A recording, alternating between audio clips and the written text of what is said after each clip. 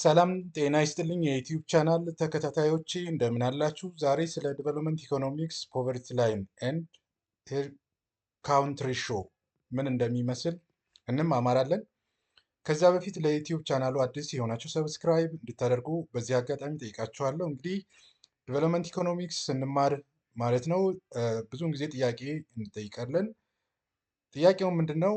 ስለ ሄድ ካውንት ሬሾ እንዴት አድርገን ማስላት እንደምንችል ማለት ነው። እዚህ ጋር አሁን መማማር እንጀምራለን። ጥያቄው ኢን ኤ ካንትሪ ዘ ፖቨርቲ ላይን ኢዝ 1500 የህንድ ብር ማለት ነው። ይሄ ፐር መንዝ ነው። ፖቨርቲ ላይን ተቀምጧል እና ኢንካም ኦፍ 10 ሃውስሆልድስ አር የ10 ቤተሰቦች ወርሃዊ ገቢያቸው ደግሞ በሚከተለው መንገድ ተቀምጧል። ገቢያቸውን ስንመለከት 500፣ 1200፣ 1400፣ 1600፣ 2900፣ 1100፣ 1800 እና 2500 ነው የሚሆን። ከዚህ ጋር በተያያዘ መንገድ እንግዲህ ስለ ሄድ ካውንት ሬሾ እንዴት አድርገን ማስላት እንችላለን የፖቨርቲ ላይን ተጠቅመን የሚለውን ለማየት ማለት ነው። እንግዲህ ከዚህ ጋር በተያያዘ መንገድ ብዙ ጥያቄዎች ይጠየቃሉ። የመጀመሪያው ስቴፕ ምንድነው ማድረግ ያለብን? ስቴፕ 1 አይደንቲፋይ ፑር ሃውስሆልድስ ድሃ ቤተሰቦችን መለየት ነው። ፖቨርቲ ላይን ከ1500 ብር በታች የሆኑትን ማለት ነው። እንግዲህ ከዚህ ስንመርጥ 800፣ 1200፣ 1400፣ 900 እና 1100 እንዲሁም 1300 ቤተሰቦች ማለት ነው ወርሃዊ ገቢ ያላቸው ከ1500 በታች ያሉት ተቆጥረዋል።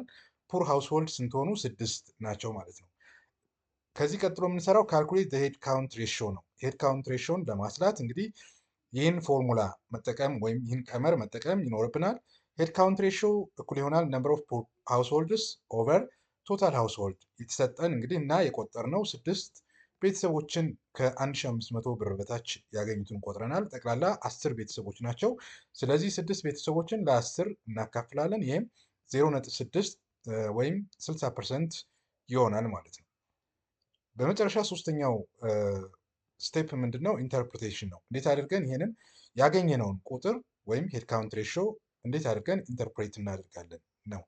ኢንተርፕሬት ወይም ትርጉም በምንሰጥበት ጊዜ 60% ኦፍ ሃውስሆልድስ አር ቢሎው ፖቨርቲ ላይን ከተወሰደው 10 ቤተሰቦች ውስጥ 6ቱ ቤተሰቦች ከ1500 ብር በታች ወርሃዊ ገቢ ስለሚያገኙ እና ለ10 ሲካፈል የተገኙት ማለት ነው 60% ይሆናሉ። ስለዚህ 60% ኦፍ ሃውስሆልድስ አር ቢሎው ፖቨርቲ ላይን 60%ቱ ቤተሰቦች ከፖቨርቲ ላይን በታች ናቸው ብለን ትርጉም እንሰጣለን ማለት ነው። እንግዲህ ሃይ ፖቨርቲ ሌቭል አለ ብለን የምናስብ ከሆነ ኢትስ ኒድ ፎር ስትሮንግ ፖሊሲስ ጠንከር ያለ ፖሊሲ እንደሚያስፈልግ ያስተምረናል ማለት ነው። እንግዲህ ውድ የዩቲዩብ ቻናል ተከታታዮች ስለ ሄድ ካውንት ሬሾ ዲቨሎፕመንት ኢኮኖሚክስ ጥያቄ በዚህ መንገድ ብትጠየቁ መመለስ ትችላላችሁ። ቪዲዮ ከተመቻችሁ ላይክ፣ ሼር እንድታደርጉት በዚህ አጋጣሚ ጠይቃችኋለሁ።